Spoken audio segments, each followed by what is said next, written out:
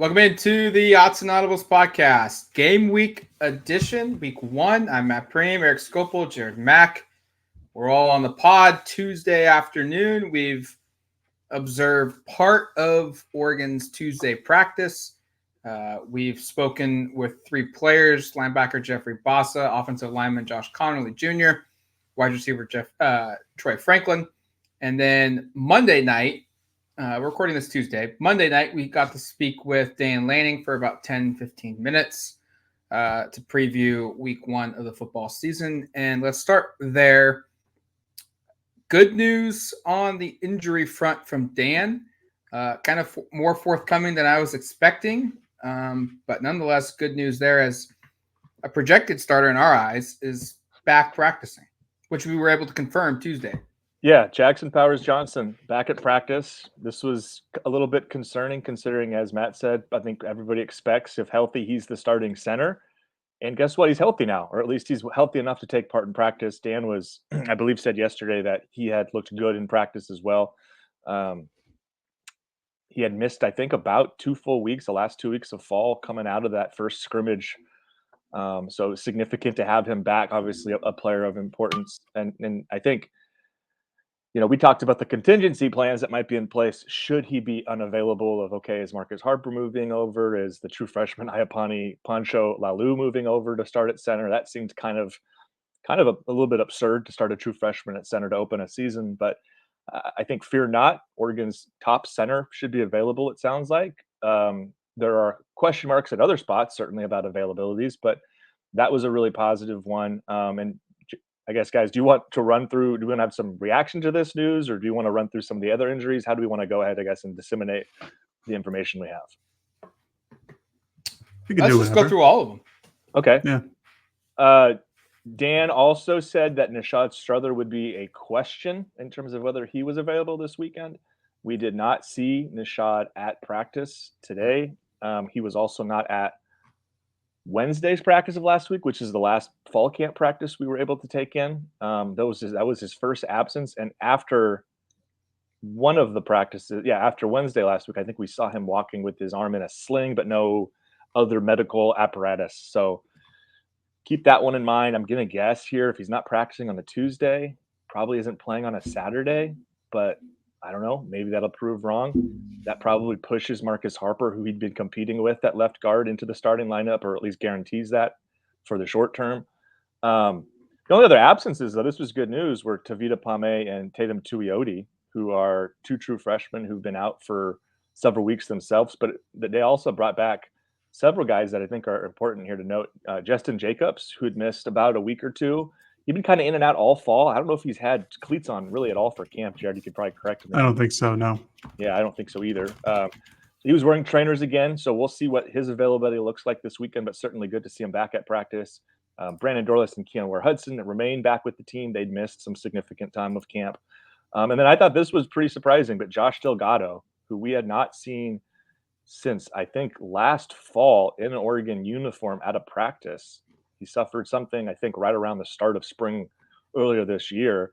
He was out there in cleats, was running around a little bit. I don't think you really expect him, regardless of his health availability, to be a big contributor, but I just thought it was kind of exciting to see a guy we hadn't seen around for close to a year doing things. And so that was encouraging. And then just two more, Michael Wooten, Kamari Terrell, two young, true freshman and a true sophomore, or redshirt freshman and a true sophomore, I should say, Wooten being the redshirt. We're also back. We had not seen Kamari in about a week, and Wooten we hadn't seen since August 9th. So there's kind of the run through. Jared, what stands out to you? What concerns you? I guess what piques your interest from this? I guess my interest is just that people are coming back. It's good. It's a much more favorable, I guess, situation than it has been in years past in terms of preseason injuries, where you lose a guy like last year they lose Popo and fall camp, and that was a big loss. To see JPJ come back is really big. Obviously, Portland State, which we'll preview later in the week, they're not the best competition. It's certainly not Georgia like it was last year in week one. So yeah, if he doesn't play week 1, you really want him back in week 2. Looks like he'll get the chance to play week 1, which will be very beneficial for Oregon's offensive line as they build up their chemistry and their depth. That's obviously the big takeaway. And Nishad not being there isn't necessarily a surprise because he wasn't there at the end of last week. If he can't go week 1, kind of is what it is. He's a guy who's going to be competing for a starting job, but there was no guarantee that he was going to be the starter anyways. It could have always just been Marcus Harper. So regardless, he is an incredibly important depth piece for this offensive line. But yeah, no, overall, it's just good to see that there's the guys who had been out for, however many practices they are starting to come back slowly. I don't think we'll see Tavita, maybe Tatum as well for a little bit, but we'll see. We'll be out there for practices throughout the summer, throughout the season. So yeah, overall, just good signs, just good depth, and guys are coming back and are looking healthier.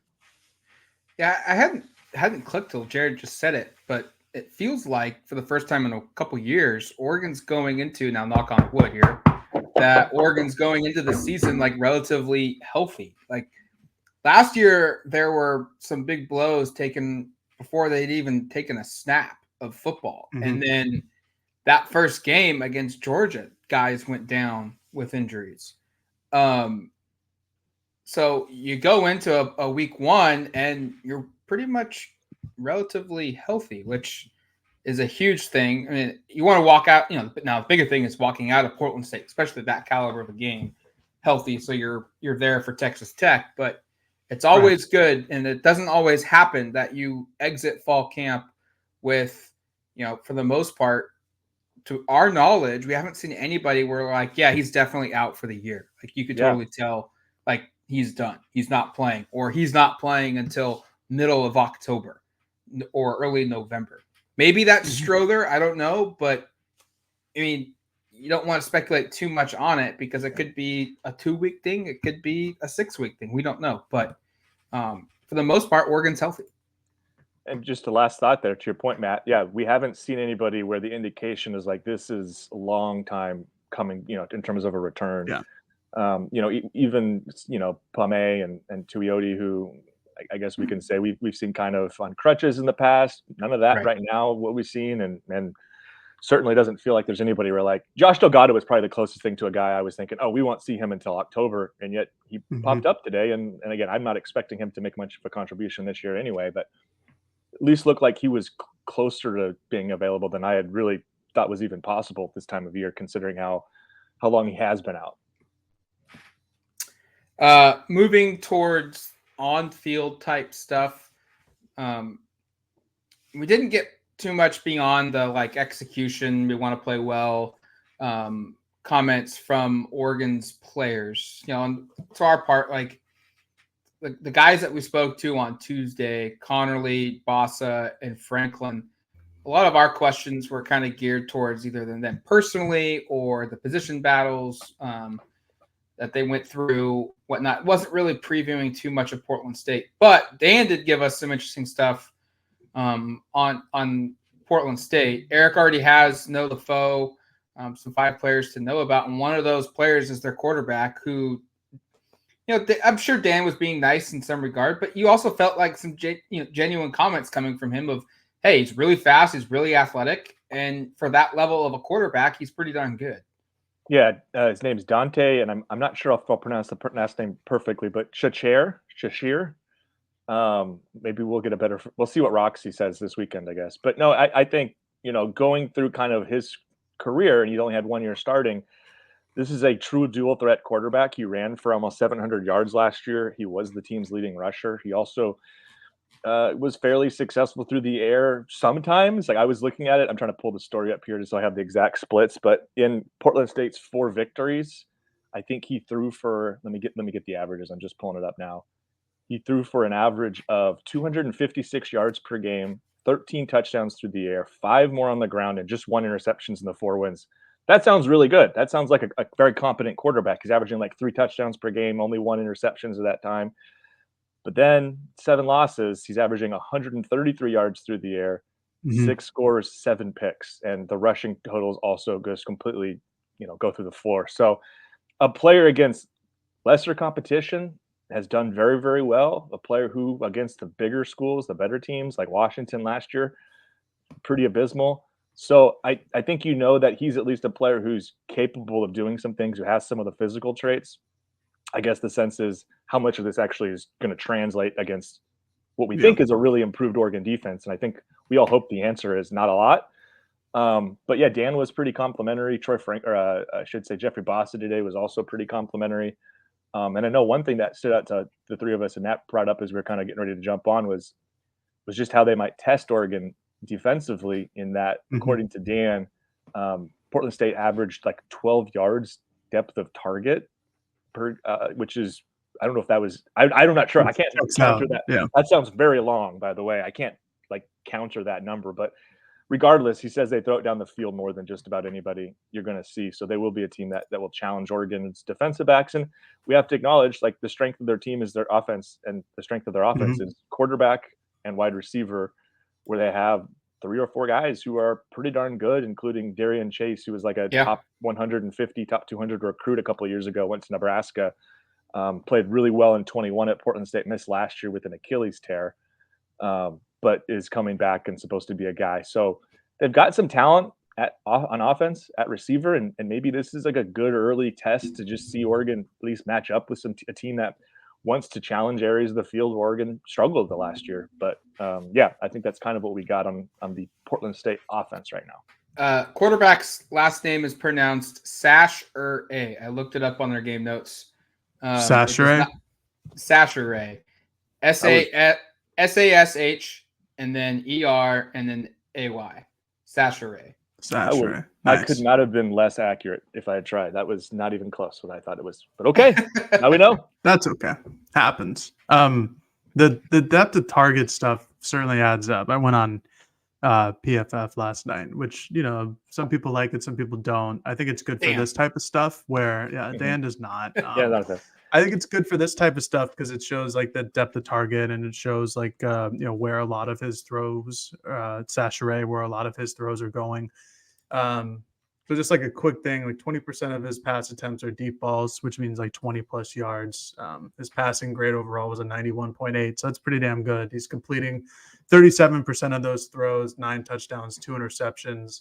And honestly, from the data that PFF has given us, like, it looks like they're a fan of throwing the ball over the middle. So while some people may not like that, and like an offensive philosophy, like, maybe wouldn't be my first pick to throw the ball over the middle where the most defenders are, but Portland State loves to. Like, let's see, almost 10% of his total attempts are deep center, almost 11% of his total attempts are intermediate center, and 17% of his total attempts are short center. So these are like, clearly this is where they throw the ball, at least last season, was over the middle of the field. And with some pretty good success, 16 to 27 over the middle of the field, intermediate last year. So it's a 59% completion percentage, 70% over the middle short, and then 46% over the middle deep, which compared to 36 and 25% left and right deep balls. It's a clear, significant upgrade when they throw it over the middle. So that'll be an immediate test, because that was a lot of the problems that Oregon faced last season, was their middle of the defense, specifically their linebackers, then their inability to cover wide receivers or running backs or tight ends, whatever it may be. So that'll be an immediate test. The flip side of the argument, if you want to look towards a positive Oregon direction, is that Sashere will not have the time to throw the ball deep over the center. And if he does, it's going to be while being hit, or it's going to be while being hurried. So it's not going to be a great pass. We'll have to see. That offensive line last season was not great. I have it up here. I think Sashere took 17 sacks last season, 17 or 18. I don't have it up anymore, but yeah, not exactly ideal in terms of if you're a quarterback. So, and Oregon's defensive line is clearly an upgrade between anybody that Portland State played last season, except for Washington, who it should probably be better of me to have those stats of what Washington did to them last year. So I'll go figure that out right now. And that goes to like what you guys just said, of this should be the test. This is like the perfect game. This is an opponent you should beat. You should beat handedly, but they do something, at least offensively, at a decent clip for their level of football, which is the FCS, that should give us some kind of an idea of, did you solve any of your weaknesses last season? Pass defense and getting to the quarterback. Their offensive line wasn't very good. This should be an opportunity because their strength is throwing the ball downfield, where we see Jordan Birch, we see Mace Funa, we see the defensive line generate that pass rush and get to the quarterback. That's something that Jeffrey Bossa said they needed to do, week one. And then we should also see, is this secondary improved? Can they get off the football field? I mean, their third down conversions last season wasn't good. It felt like opponents were like, yes, we got them right where we want them. 3rd and 9. We can get a first down now. That's felt like the idea of the issue with the defense last season. And what Portland State's going to push the ball. They're going to give some looks, and we're going to see how good Oregon is defensively. We talked about USC on Monday of playing a game already, and people were joking about the defense online for USC, and it's because San Jose State was an outmatched opponent, but some of their strengths played right into what USC's weaknesses last season were, and we saw those same deals. And USC walked away with a dominating win. They won by 28. They scored 56 points. But that's the kind of thing we're going to be looking for, at least I am, on Saturday against Portland State. Different competition, no doubt. But do we see that improvement? Do we see the quarterback get on his back? Do we see the offensive line collapse under the pressures? And do we see Oregon's secondary get off the field? Jared, did you have any of those Washington numbers you were trying to find there? I do. Washington actually had only one sack that game, but they did have 11 quarterback hurries and in true pass sets. So like 4 wide or 5 wide, like clearly they're going to pass the ball, not like an I formation. They had dozens of opportunities, but 8 hurries and then 9 total pass rushes. So pretty good efficiency from Washington, considering that Portland State's tackles last season, their pass blocking grade for that game was 10.4, and get this, 0. Yeah, no, not necessarily great in their 31 total opportunities. So there is definitely an opportunity for Oregon to go and rush the passer here. But Sashiri, I can't remember how to say it anymore, unfortunately. It's going to be it's going to be a tough, yeah. Sashire. Gosh, I'm terrible. It's going to be, if you're an Oregon fan, you want that to be a long day for him. And personally, I think it will be. Yeah, if it's not a good thing. One of the things that was interesting looking through Portland State was the lack of all Big Sky returning players. I think there were 2 players on the entire roster that were on the all Big Sky for a second or third team. And we should note, using the same logic I used earlier where I said, Oregon has a talented roster, but not a lot of guys in these teams. Portland State had some transfer portal additions. I know they've added a couple receivers. They added a guy who was a starter at San Jose State last year. I think they added I'm trying to remember the school, but from a bigger school, one of the running backs that they've added. So there's some talent there. Same thing on the defensive line and in the secondary. They've gone and used the portal. But this is not a team where you go like, oh, here's their star guy, right? Like this guy was one of the 2 or 3 best players at his position in their conference last year. There's not a ton of that. And we'll kind of see how some of that comes together from a talent perspective. I think we've all kind of said where we think this is at. But we'll get a sense. And then I guess lastly, there's not a ton here on their defense. And I'm still kind of going to go through a deep dive. Maybe if I talk long enough, I can give Jared enough time to do his own research on PFF or whatnot. I see. Yes. But, here's a quote from Dan, I guess, while we wait for Jared to find some information. Defensively, there are some guys that run to the ball, play like the hair's on fire, and it's kind of an exotic scheme. It'll be interesting to see. I know they've had some changes in the staff-wise and how they manage things on that side, but you kind of have to prepare for everything you've seen on film there, even previous schools that these coaches have been at to prepare for them. So, you hear this every year, right? Of like, oh, this team had a change at defensive coordinator, which is the case here. And now they're running a little bit of a different scheme, and there's just a little bit of an uncertainty of what exactly it'll look like. So if we are to see any issues with this offense, it might just be early on in the game getting used to exactly the looks that the Vikings are giving, because they sort of have that advantage that we thought Oregon might have last year against Georgia. Turns out it didn't play out that way. Of being like, hey, we don't know exactly how Dan's going to run this defense. Turned out that wasn't much of an advantage, in part because the school he was facing was where he had just called defense, and a lot of that was probably similar. But I am going to say, like, if there is a couple of hiccups early, some of that might just be to the fact that, like, hey, Oregon probably doesn't have the best scout on what Portland State wants to do, not because they haven't tried to do their due diligence, but because there isn't a ton of information with how they're going to handle things. Portland State replaced their DC last year by promoting 2 previous assistants into a co-role, Colin Fry and Mark Rea. They now have co-DC titles after having just 1 DC last year. And then they went out and added 2 more position coaches plus an analyst. So their defensive staff is like two guys that are new running it, and then the coaches below them are all new too. So that's where that gives some context to the exotic and just pure, like, they don't really know what they're going to be doing. I've got some stats.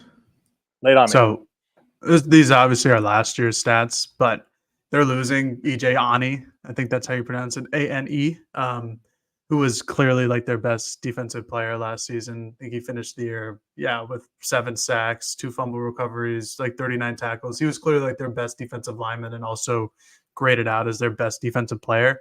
In terms of like the guys who played the most amount of snaps, not a lot of green on the board, which I guess you could say that's similar to Oregon's overall. But their leading tackler last year, Broderick Harrell, I think he's back this season. He's gone as well. So he's not.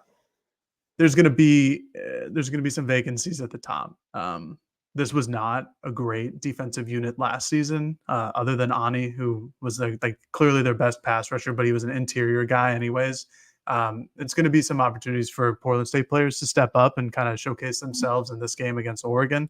But if you're Oregon and you're Bo Nix and you're Will Stein, like, this is a game where you're probably licking your chops, like getting ready to take advantage of the vertical depth that you have at receiver and just kind of get guys going down the field and maybe use your full playbook, use your full library, as how Dan talked about it yesterday at his press conference. So not a whole lot here on Portland State that kind of makes my eyes jump out of my head, like in the cartoons, in terms of what to look for. But I needed to go deeper than the 3 minutes I was given right here. So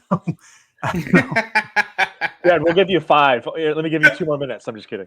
Well, I can tell you something that makes your eye pop. They may have one of the best, like, all-name guys on their team. Day Bright is a field corner junior for the team. That's all I got from a time eating perspective, Jared. Well, really quickly. No, you're good. I really have nothing. Yeah. I was just going to pull it up because I looked at this yesterday. I want to make sure I'm accurate. Just their ranking in terms of all the Big Sky last year in some defensive categories, because that can provide a little bit of context. Like, they were 8th in the Big Sky in total or scoring defense. They allowed 37 points per game, which is not great. They were 9th in total defense. They gave up 460 yards per game. Not great. They were more respectable against the run, 7th, 170 yards per game. Against the pass, not great, 288 yards per game. That was 11th. So just to kind of run through here, this was not a very good defense in the Big Sky last year. And to the point that we kind of made as Jared was running through some of their top performers last year, most of those guys aren't back. So if this is a better unit, it's because the replacements are better, kind of like Oregon. But I think you could also argue, like, you probably don't expect this to be a defensive unit that stops much, because they didn't do that much last year at the FCS level. Washington hung 52 on them. And would you like the team stats from Washington in that game? Because I just looked that up because I thought that would be a good kind of barometer of what success looks like. Oregon and Washington had very similar offenses last year in terms of total yards per game and scoring. I think Washington was just a bit better than them by the end of the year, but I think those are 2 pretty good teams to compare. They hung, obviously, like Eric said, 52 points. They got 32 first downs, 617 total yards, 376 through the air, and 241 on the ground. And Washington was not a great rushing team last year. So again, this will be probably a good little confidence boost here for Oregon's offensive line in terms of replacing their 4 starters from a year ago. That I think that 240-yard category should be, and that was on 40 attempts, so they're 6 yards a pop. So I think that should be a number that Oregon kind of shoots for this game. That goes in line with what Connerly said. Like, how do you describe a clean game for you offensively? And I think the first thing he said was dominate the run game. And that should open the door to exactly what you're talking about, where, I mean, Oregon was a better run team than Washington, and the idea should be that the Ducks probably exceed that number. Yep. All right. I think that's enough for this edition. We'll speak with a couple more players on Wednesday, as well as Dan Lanning. And then our preview episode will come up on Thursday. Reminder, might not be a guest, unfortunately, this week. We'll see. We'll see if we can find one. Portland State does not have a beat reporter. It's been a little difficult tracking down an FCS school, but those are the breaks that we get when you play an opponent of this caliber during the season. But until the next one, you've been listening to the Odds and Audibles podcast. Talk to you later, folks. Peace.